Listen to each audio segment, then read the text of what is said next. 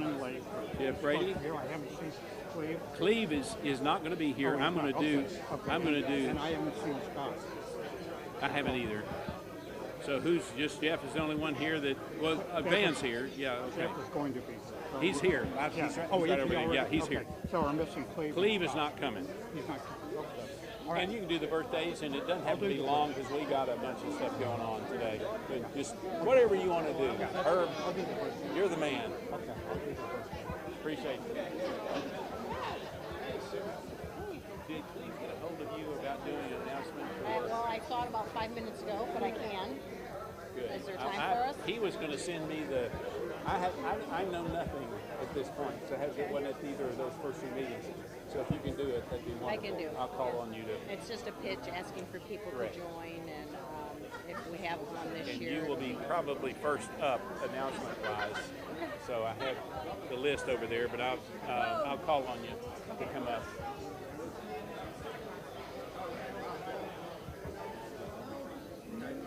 There.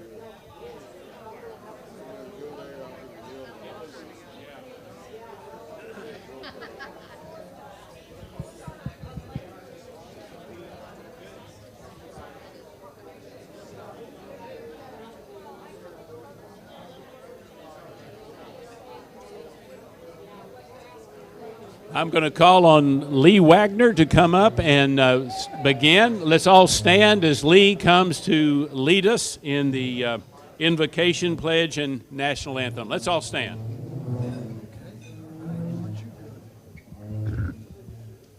Okay. Before I give our invocation, I was going to ask if there's any special prayers involved out here. No joys, just prayers. You have to pay for joys. What? Isn't that right? That's right. You got to be happy. Thank you very much for backing me up, Nolan. All right. Oh, wait a minute. We've got two here. Sean? Linus Rise had some serious back issues. He lost his wife Joyce recently, and now he's had serious pain. Sure. All right. And I saw, yes, Sarah. Let's just keep the Duck family in our prayers. Yes. We are going to do that also. Do we have others? Oh, I'm sorry. Yes.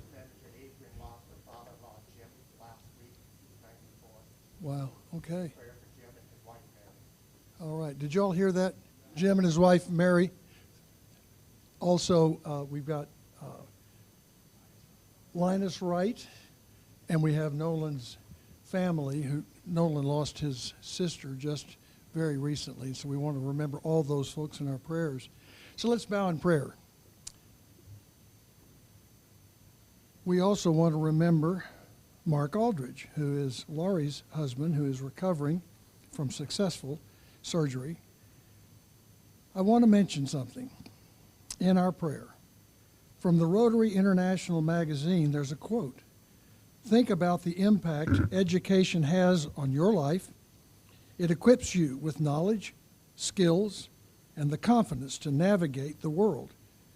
Now imagine a world where millions lack these basic tools. Education isn't just a privilege, it's a fundamental right. It unlocks opportunities, empowers individuals, and drives progress for entire communities. We look forward to hearing from our speaker today as he talks about education. Amen. Now, please join me as we say, I got to get this speaker microphone where I can turn around. Our Pledge of Allegiance followed by our national anthem. Please place your right hand over your heart.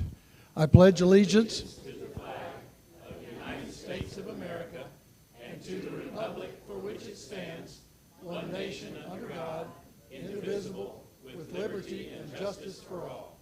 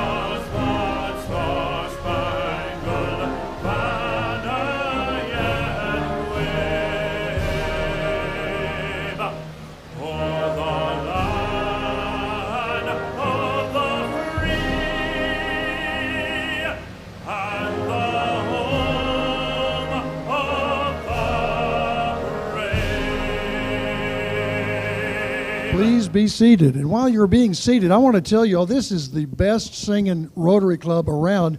But our president this year has a really good voice, if you haven't heard it. I'll take that. Thank you, Lee. I appreciate it.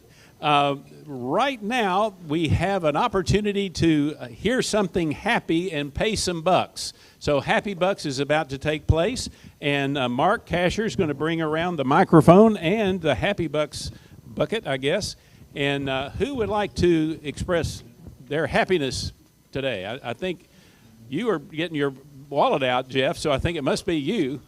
Okay. Eric Harrison is up it's first. a little premature, okay. Eric's up first.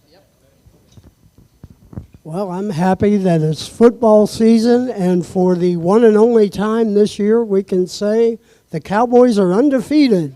All right, yes. Absolutely. I'll put some money in on that. Well, this has been a long time, or quite a while in the making, but I can now announce it officially. I have a new title. I'm now the Executive Director of Communications for the entire Carroll ISD, Carroll Independent School District. All right. Yes, I know. It's that South Lake Carroll ISD. So I haven't told them yet where my kids go to school, but that'll come later. Highland Park. So happy about that. Herb back here has Herb. something.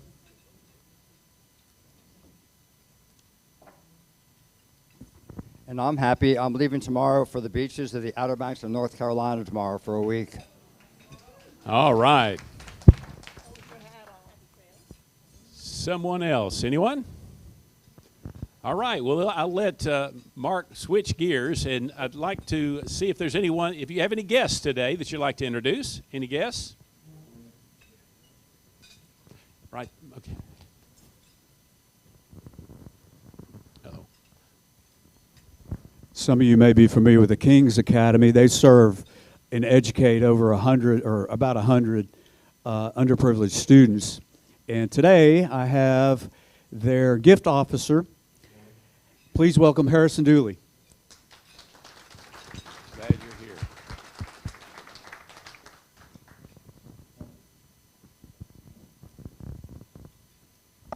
Hi, I'm a new member. I'm Teresa DeFalco. I'm with Advance ER. We have 2 locations, one in Park Cities and one on Lover's Lane. And I invited my friend, David Fisher. I asked him to write down because he's so interesting. He's a life and leadership coach who focuses on helping change makers, creatives, and other passionate people find clarity. He has a background in the arts and in government, having worked over 25 years in the city of Dallas, offices of arts and culture, creating creative programs, and managing facilities like Meyerson Symphony Center and WRR Radio. So welcome him, and I'm excited to have him here today. Thank you all.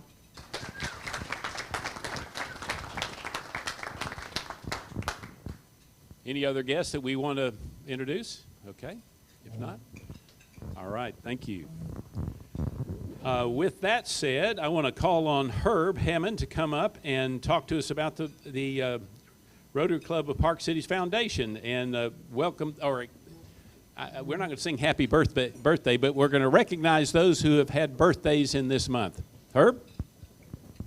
Thank you, Nolan. We have quite a few this month, so for all of you who have a birthday in September, please stand and be recognized.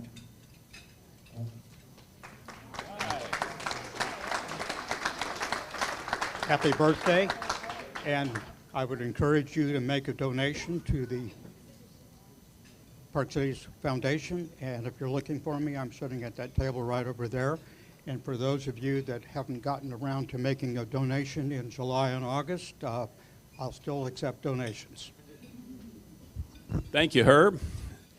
He is taking care of receiving donations, and I think we all have made a commitment to give something every year to our Park Cities Rotary Foundation. We're almost up to the 2 million mark, but we're using those funds to be able to help support other nonprofits in the area to accomplish some of the goals that we align with ourselves. So be sure to give that money. As a matter of fact, I'm not sure if in February was my birthday, and I'm not sure I ended up anything, but I will make up for that next week. All right. Let's see. Marketplace Advertiser. I think that Mark is coming to do that. Come on, Mark.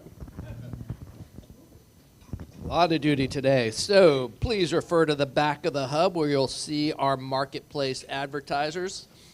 You'll also notice there's some empty space on there. So if you want to become an advertiser, be sure to reach out to Mark Neese. Lots of space, and we need some new advertisers. But today we'll be highlighting Vista Bank, a longtime supporter of the club and the hub. And they've got a video ad for us. Hello, Trouble. We've sparred once or twice before. Back in the days when you used to scare me. Now, I'm coming for you. Just to show you what I'm made of and who's in my corner. So go ahead. Tell me I can't do it. Then watch me. Vista Bank. Entrepreneurs banking entrepreneurs since 1912. Thank you to Vista Bank for that ad, and if you want to create an ad like this, Mark Neese is the man to talk to. As an added bonus to our marketplace advertisers, they can create an ad like that to play at our meetings and for use elsewhere. So great service. Be sure to reach out to Mark for that. Thank you so much. Thanks, Mark. Now, with that said, one of the things that we want to do, I want to make a few announcements. The first announcement that we want to focus on has to do with the legacy of leadership. So Sarah Ollier is going to come, our president-elect, and tell us about the new cohort that's being formed. We all have strengths and weaknesses. We just like to think we have strengths, but we have weaknesses too. If you would like to learn more about your individual positives and negatives and how to flip both of them into a positive, especially in a group dynamic at the workplace, but in your professional life. It could be in the club and your service-oriented projects, but it also can bleed over into your personal life. And you can learn all of that and more in our club's own Legacy of Leadership, which will begin in October.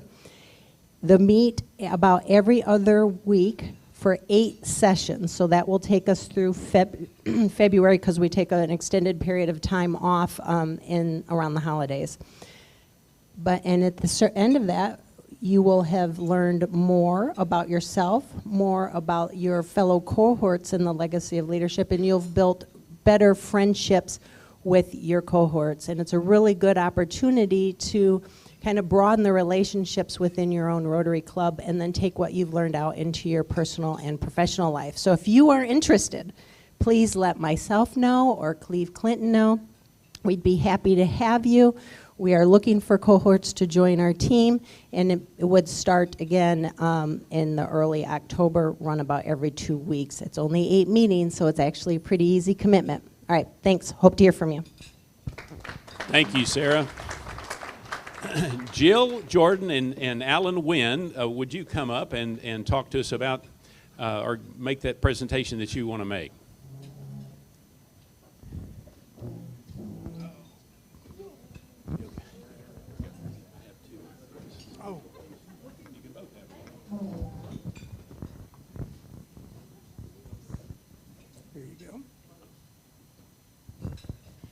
All right, good afternoon, everybody. Alan and I are trying to wrap up the 2024 parade. I'm sure you all are going to be glad for that.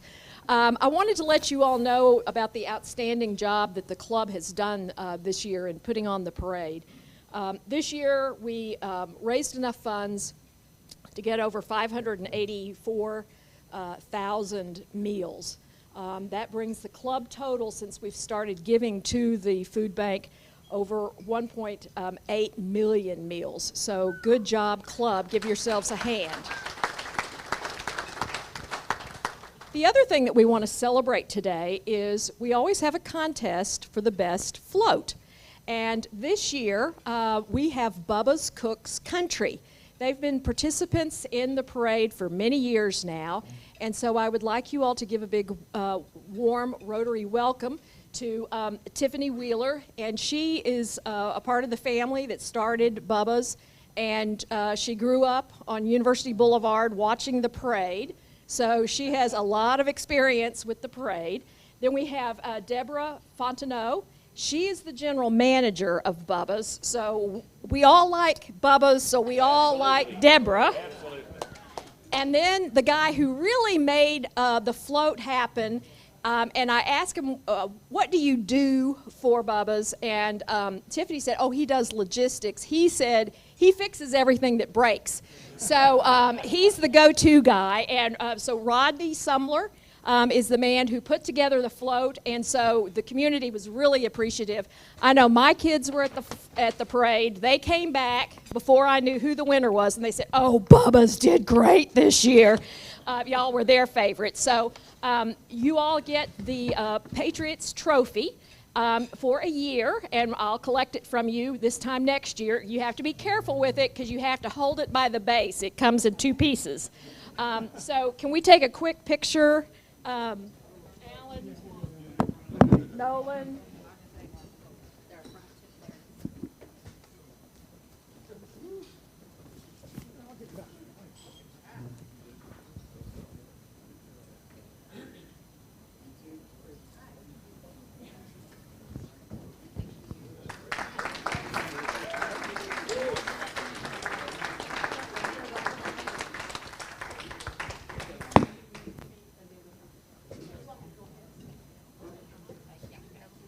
Jill and I also wanted to take this time to thank 2 people who helped enormously on the parade this year, and they've helped out with the parade in other years as well. The first is Karen Ferris, who helped out. When Jill and I got into this, we didn't really know what we were going to do about getting the patrons, is what we're calling them now, that helped to donate to the North Texas Food Bank. And Karen stepped up and led a group. And then last year she wasn't really supposed to help, but we roped her into doing it again. So we wanted to give her a little bit of something to, if you could just take that over to her. And then the other person who we wanted to recognize is somebody who has just worked his tail off for a number of years. He's taken a part of the parade, which was always fun, but really made it his own and created a real carnival atmosphere over at the park, and that's Tom Rhodes.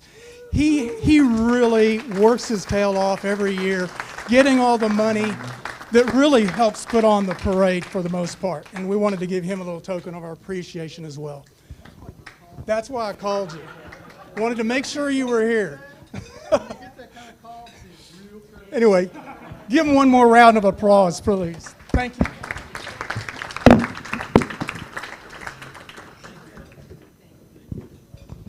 Holly has an announcement she'd like to make about the foot care event. Okay, it's time to sign up. Please, if you haven't signed up and come to the foot care clinic in the prior 2 years, please come this year. We need about 10 more volunteers, and we really need your help. It makes a huge difference, and the experience is one you will not forget. It's helping those that need it most in our community with their main mode of transportation, which is their feet. They come, and the nursing students, and we have a podiatrist this year with his staff coming to care for and wash the feet of the homeless, and then we will provide them, us Rotarians, with new shoes and socks. So we really need your help to come this year. The signups came out on Tuesday. There'll be another email coming the following Tuesday.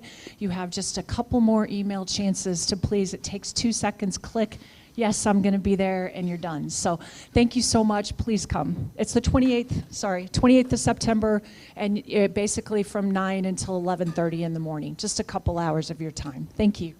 Thank you, Holly.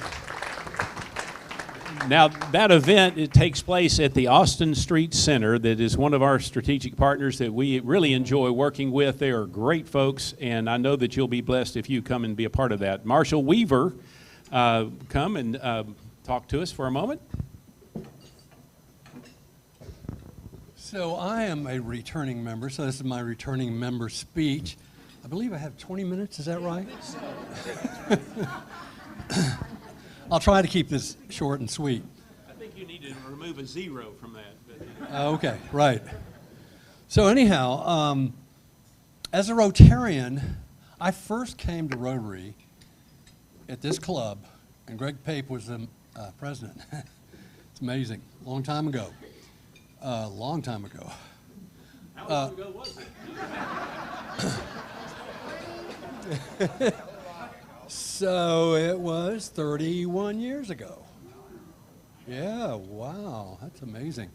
You never know it, though. Anyhow, so about myself, I'm married. I have 3 grown children. I have 4 grandchildren. My oldest grandchild is an Army Ranger. He's 21. My youngest is 2. Amazing. So anyway, about me, my Rotary is everything to me. My grandfather joined the New York Rotary Club in the 20s. Rotary was very young at that point. My father joined in 1952 the Atlanta Rotary Club. He was president when I was 10 years old, and he was district governor of Georgia when I was in my 20s. So Rotary is in my blood. We always had Rotary foreign students staying with us. There was a program in the Atlanta Rotary so I grew up with Rotary. It was just all around me all the time. It was really great. It was really wonderful, so hence I'm here. I left for 9 years. My life was in a lot of change. My background is in construction. In fact, my entire working life has been in construction in some form or fashion. It's quite a ride to be in the construction industry. Any of you that are in it or in any related understand that completely. I shut my business down in 2010, and I became an insurance adjuster. I traveled all the time. That's why I left Rotary, because I was gone all the time, kept getting leave of absence. And then finally, I retired, so I'm back.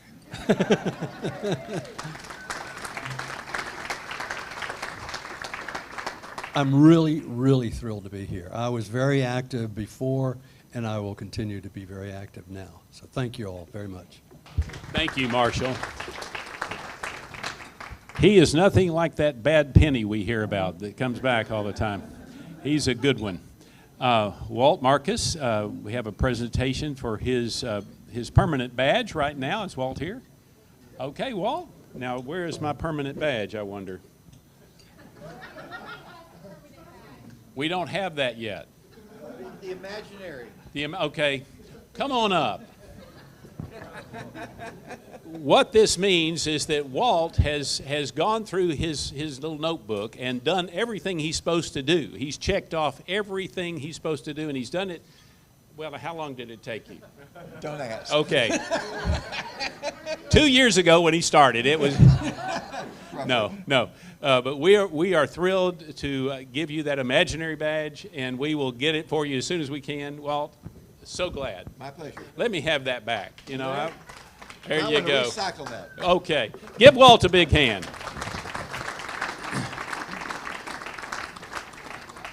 There are a couple of things that are coming up in the days ahead that you might want to be aware of. One has to do with the dentistry of the heart at the Agape Clinic. I don't know the details on that, but I'm sure it's in the hub and also on the website. So if you'd like to volunteer for, it'll be what? Coming out this week. Coming out this week. All that information will be coming out this. Thank you. I appreciate that. And then also the North Texas Food Bank Packing Day is coming up. That would be in October the 26th, so just be aware of that. We've had both of these events, these big events, all three of the big events that we have coming up have been really a blessing to be a part of, and I hope that you will come out and be a part of that. And then save the date for the annual holiday party, which is going to be on Friday, December 20th at Tom Rhodes' house. Yes. Didn't you know about the floats that are going to come by and all the bounce houses and everything that we'll have? Yeah, take it back. Take it back. All right. Well, we're looking forward to that, Tom. And we can camp out at your house on that night. All right. Then the raffle drawing. There is a... Uh-oh. Someone has the cards. Van, do you have the... Okay, good deal, Van. We're going to ask our speaker to pick, now don't look, he's an attorney, so he's,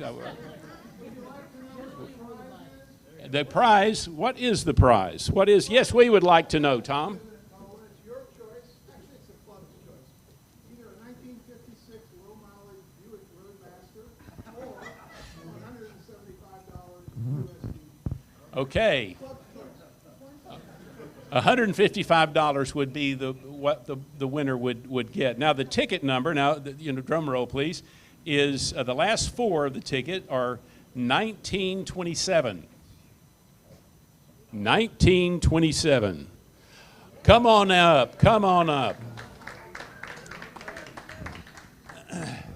Thank you. Whoop. Here, I got to give that back to you, I guess. All right, Dodie, come on. Now, what you have to do, I need to give you very careful instructions.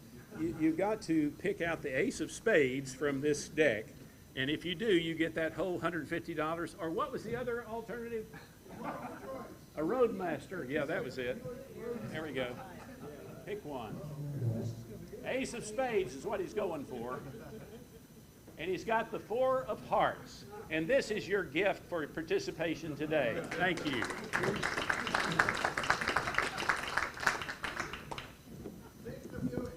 Yeah, pick the Buick next time. Yeah, right.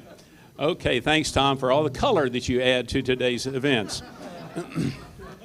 Our chair of the day is Jeff Brady. That's always a fun name to introduce. So, Jeff, come on up and introduce our speaker for today. You take the number 1. Thank you, President Nolan. Howdy, y'all. Some of you may have heard about a relatively new law school in downtown Fort Worth, not too far from here. Established in 1989, relatively recently, as the Texas Wesleyan School of Law. Some of you may know this. It was acquired by Texas A&M in 2013. Insert Aggie joke here. I know, a lot of you are thinking that.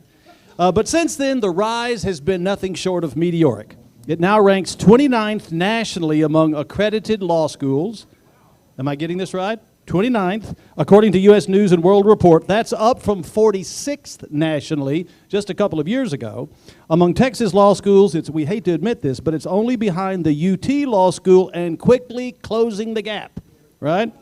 The school ranked 6th nationally for intellectual property law and 4th for dispute resolution.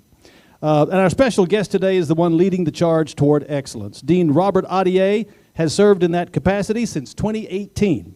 He's also been appointed the university's vice president of professional schools and the chief operating officer of Texas A&M Fort Worth. Is that right? So I think we're going to hear about both of those. He's a graduate of Princeton University's School of Public and International Affairs and Yale Law School. He clerked for Judge James Browning on the U.S. Court of Appeals, Ninth Circuit. His published work has appeared everywhere: Boston University Law Review, Michigan, Southern Cal, etc. Prior to A&M, he was a tenured professor at Emory, where he also served as vice dean. And he's also served as a visiting professor at Columbia and Georgetown Law Schools, as well as Princeton and its Institute for Advanced Study. So, for his address today, I've asked him to dial it down to a Rotary vernacular, and he's promised to do that. Please help me give a big RCPC Rotary welcome to Dean Robert Ahdieh. Thank you for being here. You can hold it, or you can... Will it work in there? Yes, sir. All right, since we began with howdy, I'll do howdy too. Howdy! Excellent. So, this is part of my Texas re-education camp that I've come to 6 years ago. I tell people I was actually following the Marshall Plan. I can say I was a New Yorker, then an Atlantan, and now got here as quick as I could to Texas. It's been something of a learning curve. I tell folks I had been in Fort Worth just a couple of months when I received a text that said, Bobby, great news. Do you want to ride in the rodeo? And I saw this and I texted back and I said, I assume this is one of those autocorrect situations. You meant to say, do you want to ride to the rodeo? In which case, no, I'm going to get Uber. They said, no, seriously, they want you to ride in the rodeo. And I responded back and I said, this is the worst idea in the history of ideas. I've ridden a horse once in my life for about 20 minutes when I was 12 years old. My wife insists that it was a pony tied to a pole. That part is not true. But close, but close. And so I said, I think this is going to end very badly. I'm going to sort of go out there, fall off the horse, and get trampled to death. And the good folks of Fort Worth and Texas will say, did you see that jackass that the Aggies brought in to be our dean, the dean of the law school? He couldn't even keep his ass in a horse. And so I told them I would do it if they could promise me that rather than that, what would be said was, look at this dean of A&M Law School. He came to Texas and he died in support of our way of life. So they told me that that's what would happen. I went around and I told everyone after the 2-3 months I'd gotten to know them, I said, it's been great working with you. I'll be riding in the grand entry of the rodeo next week and I will die. And so I just want to say how much I've enjoyed working with you these last few months. I eventually said this to Ed Bass, who leads the rodeo every night and has done so for 40-some years. And I said it to him, and he said, Bobby, don't worry, you're not going to die. And I thought, oh, that's good. And then he said, you may fall off the horse. I mean, it does, in fact, happen. And he said, the only advice I have for you is if you do find yourself falling off the horse, I would encourage you to grab your chest as you fall to the ground. And he said, because the good people of Fort Worth don't understand falling off a horse, but they do understand a heart attack. And so for the next 3 nights, I stood in front of my 3 children and I practiced having a heart attack. And they would say, a little bit too much, just grab and fall and whatever. So eventually got the heart attack part right. So it really has been the honor of my career to again, get here as quick as I could, to be part of Texas community, part of the DFW Metroplex community here in Fort Worth and in Dallas, and to be part of the A&M community. These are, I'm in the business of building institutions, whether physical places, as we'll see in a minute, or institutions along the lines of the law school that I'll share a few words about as well. And I don't know that there's any place in the country or probably the world that competes with Texas in that regard, in terms of the ability to embrace big ideas and then the capacity and willingness to invest in them. I used to tell people that before coming to Texas, I was the big idea guy in any meeting. I would say, like, hey, we could do this. And people would say, whoa, whoa, whoa, too big. Let's do 10% of that. Or let's do 15% of that, or half of that. And then I got used to after I came to Texas, I got used to the idea that I would go in a meeting, say some big idea, and someone would say, I love that. Let's do 2 of them. I'd be like, 2 of them? Why would we do 2 of them? But anyway, so it really has been an incredible honor to be here. So as was mentioned, I serve as the Dean of the Law School, so I'll say a few words about the law school. It is quite a story. I think it's an A&M story in part, but really, again, it's a Texas story as much as anything, the progress we've made at the law school. And then I want to talk about this campus that we are building, that it's situated in downtown Fort Worth, but we really think of it as an opportunity for the entire Metroplex, for North Texas as a whole, to kind of accelerate, intensify economic growth opportunities, innovation opportunities, so on and so forth. So let me start with the law school. Good, it's working. Okay, so the law school, law schools, academic institutions in general, ultimately are in the human capital business, right? That's what we do. So the movement that I'll show you in a few minutes, the ranking, fundamentally is about people, right? It's about the faculty we've recruited, it's about the staff we've recruited, and obviously, critically, it's about the students that we have brought to the law school. The quality of those students has skyrocketed. We look at lots of things in evaluating who we admit to the law school and who we bring to our community. The 2 numbers, though, are also part of that analysis. We obviously assess character and background and experience, but there are 2 numbers that we attend to as well. One is the LSAT. This is like the SAT for law school admission. Most of you will be relatively unfamiliar with that, but this is the arc of or the trend line of our LSAT median for the incoming classes. You can see that at the time A&M acquired the law school in 2013, the median was a 152. This fall, it's a 168. That probably puts us in the top 25 or so in the country, 25, maybe 30 in the country in terms of that figure. The other number, which will be more familiar, is undergraduate GPA. We look at students' undergraduate GPAs. So this is the trend line for undergraduate GPA that you now see up there. At the time A&M acquired the law school, it was a 3.09 was the median GPA. It is now a 3.97. So half of the class comes in with a 3.97 or higher undergraduate GPA. There are many deans who go around and speak to audiences of particularly alumni and say some version of, none of us could get admitted today. As I say it with our numbers, no one could get admitted today. I actually think, I'm assuming the students are just a bunch of hired actors at this point, because who the heck has those kinds of grades as undergraduates? So they really are stellar, stellar students. Unsurprisingly, given the quality of the students, what we see next is incredible outcomes. In terms of the results that happen on the back end. This is our bar passage. You can see bar passage from year to year based on who sits and this kinds of things. You'll see some bumping around. But the overall trend line you can see this past year, it was about a 94.5 or 94.5% pass rate on the Texas bar exam. That was the highest bar passage rate in Texas, not just last year, but in the last decade. So in the last 10 years, no law school has had a higher bar passage rate. How do we do that? It is really some mix of, it turns out there's a science to this, right? There's a science to understanding how people learn and how you teach effectively. There's a science to analyzing the data on what we know about students and what they need. And then there's a personalized element. There's an individualized engagement of individual students to say, this is where you are and this is what you need. And so every one of our students, when they're sitting for the bar exam, has a mentor who works on them one-on-one to help them get prepared.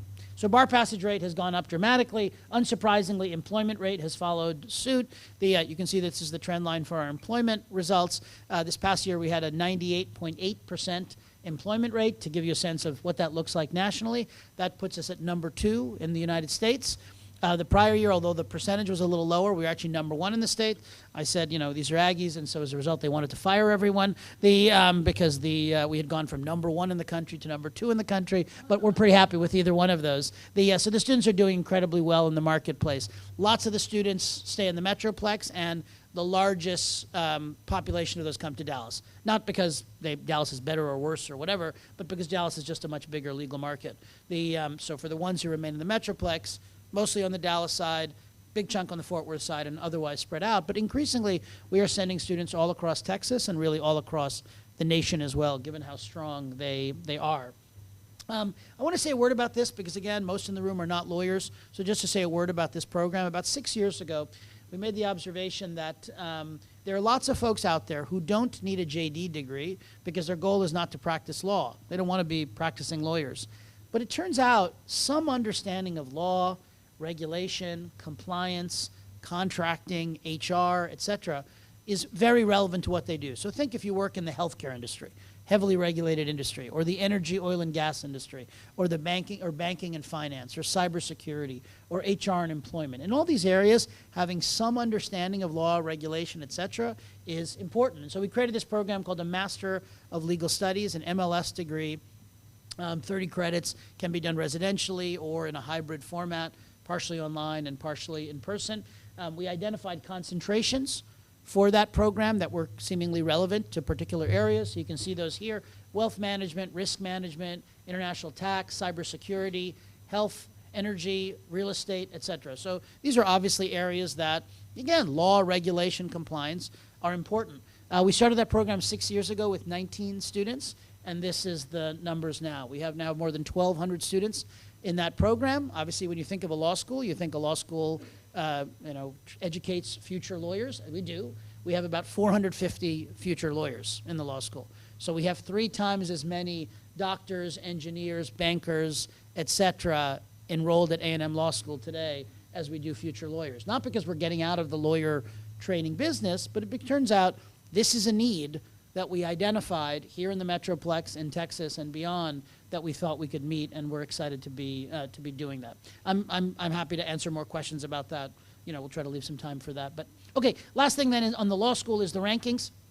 The whenever people talk about rankings and obsession with rankings, and we're too obsessed with rankings and whatever else it is, I say remember that a large swath of the state of Texas all stops whatever they're doing on Sunday afternoon to figure out where their college ranks in football that week. If we're going to do that, I'm pretty sure it's going to be impossible to stop students, prospective students, employers, et cetera, from trying to figure out where do schools rank as well. We've done quite well in that. We mentioned some of them already. We're very strong in dispute resolution, arbitration, mediation, negotiation, very strong in intellectual property and technology, very strong in legal writing, energy, environment, and a few others, health and a few others I didn't indicate as well. These are specialty rankings. Additionally, though, there's the overall ranking, and you can see that line here. The information was already a little bit out of date, so we were 29. We're now actually 26. You can see from this chart, in general, the best predictor of where a law school is ranked today is where they were 5 years ago. And the best prediction of where they are in 5 years is where they are today. Right? Kind of makes sense. They tend to be these straight lines over time. A&M Law School is the exception, as you can see from this picture that proves the rule, right? It's the one diagonal in that image that shows, real progress. That will continue. The A&M is deeply committed to it. We are seeing great success. So that ranking progress will continue. It is the case that, to the rational observer, we know we're on our way to the top 20. That's great for Texas. I always say I don't compete with any law school in Texas. I compete with the state of California. And California in the top 10 has 2 law schools. Texas has 0. California in the top 20 has 4 law schools, and Texas has 1, right? So that's what I want us to be able to do, is have the supply of high-quality attorneys to support the businesses you all run and other businesses here in the state, and so this is A&M's contribution to that. But I really hope it's the case that every law school in Texas gets better over time. That's really the thing. Now, I say all that, but now everyone else covered the ears for the Aggies. Of course, we're going to beat the hell out of the TU, and pass them in due course. Because again, that's what Aggies do. So anyway, so that's the rankings. All right, so let me now jump to Texas A&M Fort Worth. When I came to Texas, I actually was not in the building business. As a higher ed administrator, I had actually turned down a number of offers to be deans because I was told that the main job is go build a building. And my attitude was, what matters in higher education is not the height or elevation or quality of your building, it's the quality of the people. And I said, I'll get the people right, and then somebody else can cut a ribbon, because I didn't really care much about that. I said, this is divine retribution. I'm being punished for all those times I said no.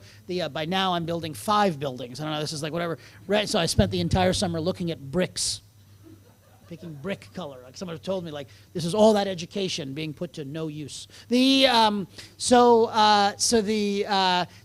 did that come to be? So when I arrived, again, I thought we're not doing anything with building. We're just going to make the law school better. The then mayor of Fort Worth, Betsy Price, I was in a meeting with her a few weeks after I got there, and she said to me, Bobby, when are you going to break ground? And I said, on what? And she said, on your new law school building. And I said, no, Betsy, we're not really focused on building new facilities. We're really focused on human capital, getting great students, faculty, and staff to Fort Worth. They're going to make this a better community, make Texas a better place, so on and so forth. And she said, but I saw a picture. And I said, of what? And she said, of your new building. And it turns out my predecessor somehow got in his head that even if you don't have the money or the support or the political will or anything at all, if you just get a pretty picture, miraculously a building will pop out of the ground. That is not true. Anyone, please do not get any ideas. That's not factually accurate. But there were these pictures out there, and the mayor had seen them, and so she wanted her new law school building. I thought to myself, well, I'm a good politician. I can manage the mayor of Fort Worth. That's not going to be a big deal. 2 days later, I'm in College Station with the then provost of Texas A&M University, my boss, my direct boss. And we were talking about something totally different. And out of nowhere, she suddenly says, if you say the word building, I will fire you on the spot. And I looked at her and I said, I've never heard that word before. So why would I say it? And so I thought, all right, but now I get in my car to drive the 2.5 hours back here to North Texas. And as I'm driving this 2.5 hours, I think to myself, one of these women is going to fire me. I said, if I don't build a building, Betsy Price will call John Sharp, the chancellor of Texas A&M, and say, we need a new dean. Sorry, this one isn't working out for us. And if I do mention the word building, my actual boss, the provost, will have my head. And so the idea that began to kind of germinate literally in that car drive was, what if we were doing something much broader? What if we were sort of thinking more broadly about the opportunity to, number one, bring additional disciplines in, so not just law, but bring engineering, nursing, health sciences and biotech, virtual reality and visualization programs, business school programs. What if we're thinking more broadly about bringing those programs? And then one other twist that I'll come to in a moment. So this is the current law school building. It was a Southwest Bell switching station. Then it got upgraded to an AT&T switching station. Then it became a Social Security Administration building, then an IRS building, and then it became the law school. And so I tell people, look, even if you don't like lawyers, at least we're better than the IRS. So at least we're trending in the right direction. Now, I did unfortunately tell that story to a new regent, a Texas A&M regent, Sam Torn, who also was a lawyer, and his wife was with him. And I said it, and Sam, who's very tall, he is a former head Yale leader, and so he speaks, if you know what that is at A&M, in that like a head Yale leader. And so he says to me, Bobby, always know your audience. And I looked at him and I said, what? He said, always know your audience. And I said, Sam, what in heaven's name are you talking? What does that mean? And he said, ask Susan what her father's job was. And I thought, oh, God, what did I do? So I say, Susan, what was your father's job? And she said, he was an IRS agent. After I just told this, what I just told to you, and I turned to her and I said, and I love IRS agents. Nothing makes me happier than the day I get that audit letter in the mail. And I'm like, more time with IRS agents. So this is our building. Nothing to die for, I say. This is the front door. This is the scenic shot. For this shot, I had to lay down in the middle of the road so I could get kind of like a upward-facing visual image of the building. Again, it's a building that works perfectly fine from my vantage, but it was not going to be a building that was going to sustain the law school's trajectory, let alone this growth of added disciplines. So again, we own a bunch of property, and this is the southeast quadrant of downtown. We began to think about what is it we could do there? What is some really entrepreneurial idea? The first piece was, let's add these additional disciplines. So it's not just law, it's also engineering and health science and other things. But then the next idea, this is too small for you to see, but anyone who wants it, I can send it to them. But the basic idea we came up with was, what if we integrate physically into the campus? I mean, so in the campus buildings, there will be all of these academic programs, but there will also then be industry partners that want to work with those academic programs. So for example, mid-sized company, big company, or a startup has R&D. that they are doing that connects with research and development work that A&M is doing. Now, if A&M is doing that work in that physical space, in labs, wet labs, dry labs, offices in that space, that company then comes and then they could literally co-locate in that lab, co-locate in those offices, and both move their R&D forward that much quicker. A&M as a system does a huge amount of workforce training. So companies that say every year we have 500 employees that need to get upskilled in A, B, and C. That company comes and co-locates on the campus, literally physically there, and so on and so forth. So we've begun that process of identifying what are sectors. So there are obvious ones for the Metroplex. So healthcare is obvious, aerospace is another one, media and entertainment is a third one, agriculture and food is a fourth one that has a little more of a Fort Worth orientation. But the idea is to identify companies that would benefit from this kind of collaboration, and not just with A&M, with higher ed generally. So we've invited other universities to potentially also take up space on the campus as well to facilitate their engaging in these partnerships as well. And the idea is that that then becomes this real engine of innovation, not just for Fort Worth, not just for Tarrant County, but for the Metroplex, for North Texas as a whole, and really for the entirety of Texas. These are some examples of the companies, and this slide is probably a month old, and so probably there's twice as many now. In terms of big companies, small companies, medium-sized companies that we're talking to about, again, collaborating with A&M or collaborating with our researchers, our faculty, our students in one way or another, and potentially being physically on the campus with us. Benefits I talk about here just quickly, obviously attracting more companies, fostering innovation, attracting and retaining young professionals, all the things that we know will drive growth and opportunity in the Metroplex over time. I'll skip some of these slides. A huge economic impact, as you might imagine, given what I described. So we're talking about probably more than $3 billion of impact, more than 25,000 employees. So significant economic impact of something of this scope and scale. This I'll skip over. This is a little bit just the geography and physics of it. We're in the southeast quadrant of downtown. For those who've been to Fort Worth, you may know Sundance Square. Sundance Square is kind of the northwest kind of corner of downtown, you might think of it as. This is the southeast quadrant. So in some ways, we're expanding the footprint of the vibrant part of downtown Fort Worth, which is a huge opportunity for all of us. It's also a great location. I'm going to skip this. It's a great location in terms of physical geography. So we sit right at the intersection of 35W and 30. So I got here, in probably 35, 40 minutes from the office, from where the campus is. There's a train station there that takes you straight into Terminal B of DFW. So it actually is a good location in general, not just for Fort Worth, but for the Metroplex in terms of attracting, kind of engaging nationally and even internationally with folks. First building, ultimately it'll be even more, but as of now it's 5 buildings that will be part of the sort of the immediate complex. This is the first building. It'll be a mix of law, engineering, health science, academic programs initially. That's already well underway. So you can see I think we have one more floor to be at full elevation, and then it'll be open for business in about a year and a few months. We'll be in there. We're already working on the design for the second building. This will be the first building that has the mixed academic industry components. So the idea is that think of a lab, right, that will be used by both A&M and by those companies, or office space where the A&M folks are down the hallway from the relevant industry partners that allows them to collaborate. Okay, let me stop there. So broadly, what I'd say is, again, to the concept of the campus, it really is something that obviously, A&M is at the center of it. A&M will ultimately put in, my guess is, more than $500 million of investment, but it's a $1 billion campus. So a lot of additional support, philanthropic, city, county, corporate, state, federal funding will also be brought to our area because of that. And the hope really ultimately is that, I always say about A&M, as I observe it and have observed it over these last 6 years, as a university, they take their land grant mission very seriously. My phrasing of it is that they ask the question, what can we do to meet the needs of every Texan every day, right?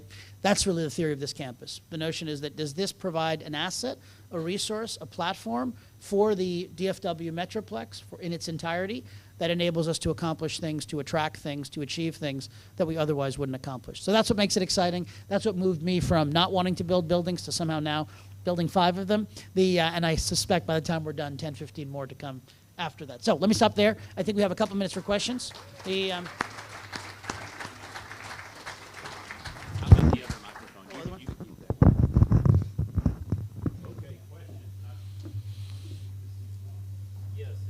Okay. Tom. Well, I didn't understand. Texas A&M played a really nice game against Notre Dame.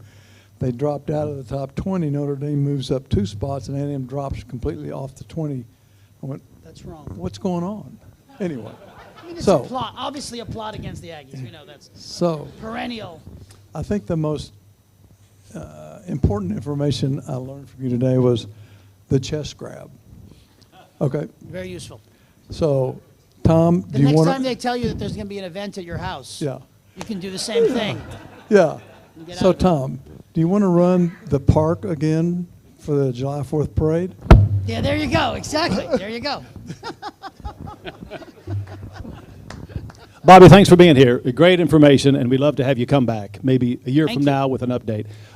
My interest goes to what I've heard about a virtual reality studio that's going to be part of this A&M expansion. What is that all about? Can you tell us what the vision is there? So- And you mentioned something about media and entertainment also. Yeah. Okay, so a couple of things going on there. So the first piece is Fort Worth.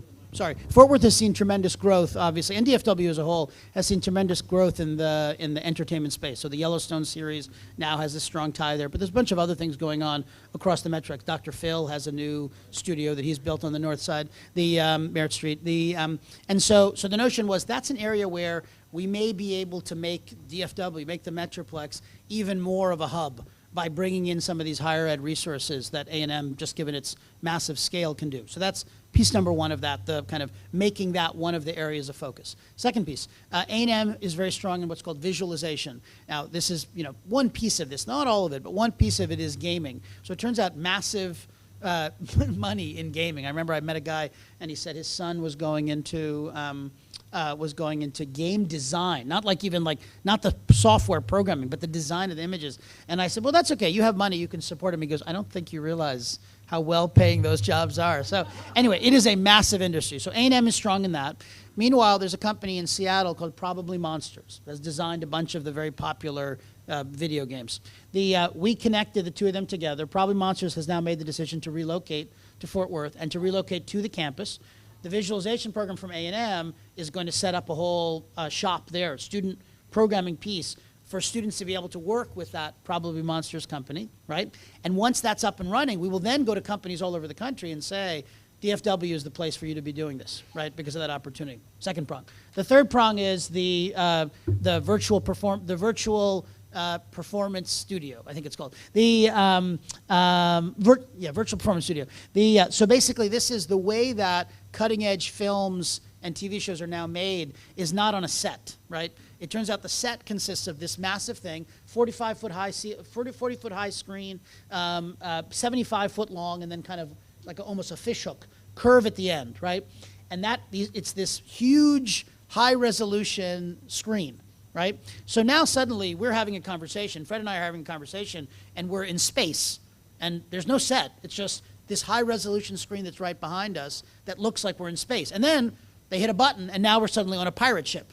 And 2 minutes later, we're on whatever else it is. So this is the way that kind of the direction of the industry is growing. So A&M, through state funding and its own funding, is planning to build one of those studios right near a block from the campus. And then again, that becomes an opportunity to attract industry to our community, to DFW, in a way that we wouldn't before. Yeah, so that's an example. Yeah. Great. The combination of the industry and university. Yeah. How do you balance the intellectual property rights? Great question. So awesome question. Obviously, from my perspective as a law dean, a lawyer, and a law school that's really strong in that area, it's an important one.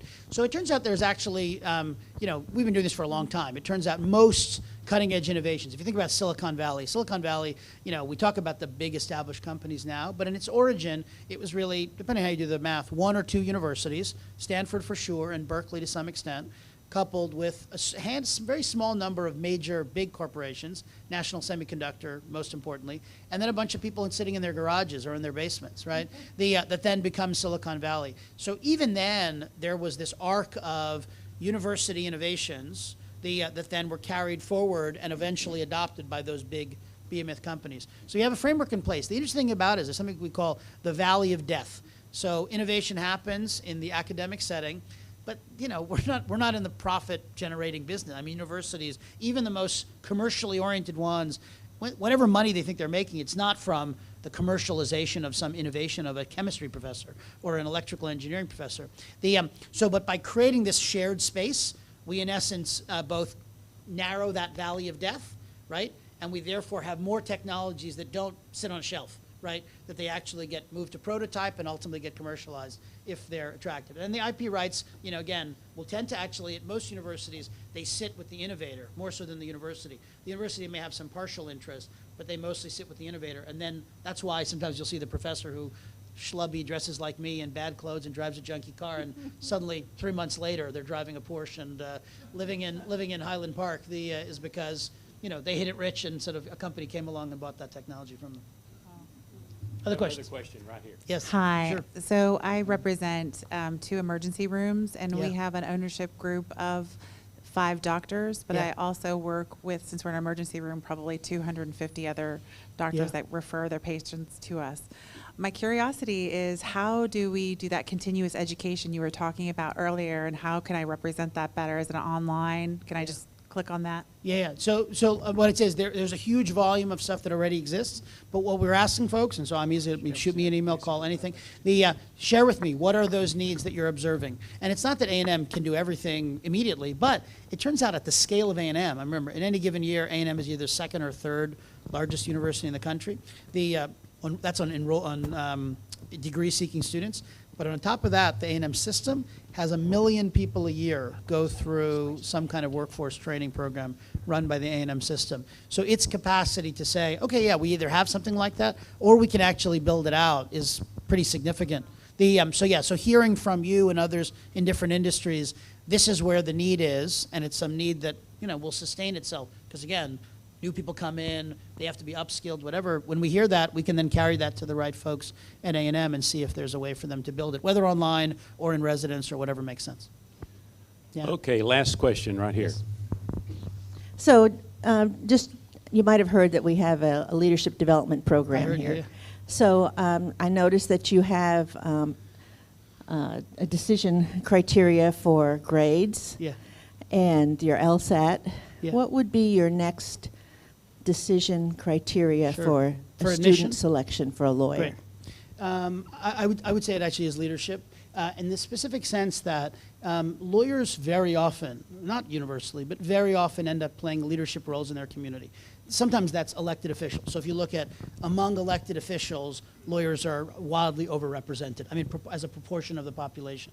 Lots of our elected leaders are lawyers. But forget about that. Let's talk about sort of like community organizations. How frequently the people running on the board or the leaders of those organizations are lawyers. Some of that is what we teach in law school, right? We teach, complex problem solving is really the skill that we teach. And so I would say when we see in a student that they have demonstrated leadership experience and potential and capacity, and maybe it's sort of also inclination, desire, drive, that really is important to us because we know that those are the students who are, everyone we admit is academically super crazy well qualified. The distinguishing characteristic when they walk out the door as graduates is that leadership quality, and so that's what I would say probably would be, it's not even third on the list, that would be sort of right up there with those others as things we look at. Thank you all. Thank you, Appreciate it. Dean. Just a minute. A book will be placed in your name and in your honor at the Jack Lowe Senior Elementary School, and thank you for being with us. Thank you so much. You bet. And I know you might have other questions, and I'm sure the Dean will stay around to answer those questions. I'm sorry, we have to kind of call this off. But speaking of Jack Lowe Senior Elementary School, on the 17th of this month, we're going to have an unveiling of the book vending machine that has been placed there as a result of our Legacy of Leadership cohort. It's their capstone event, our capstone project that they've worked hard to pull together. And you're invited to come. It's going to be at 8:30 in the morning. And just look up Jack Lowe Senior Elementary School, and you can find your way there if you'd like to be there on the 17th, which is a Tuesday morning. Let's all stand and recite the four-way test. Lee Wagner had an emergency call, so he had to leave. He was going to lead this, but since he's not here, I'll just go ahead and do it. Of the things we think, say, or do, first, is it the truth? Second, is it fair to all concerned? Third, will it build goodwill and better friendships? Fourth, will it be beneficial to all concerned? Thank you.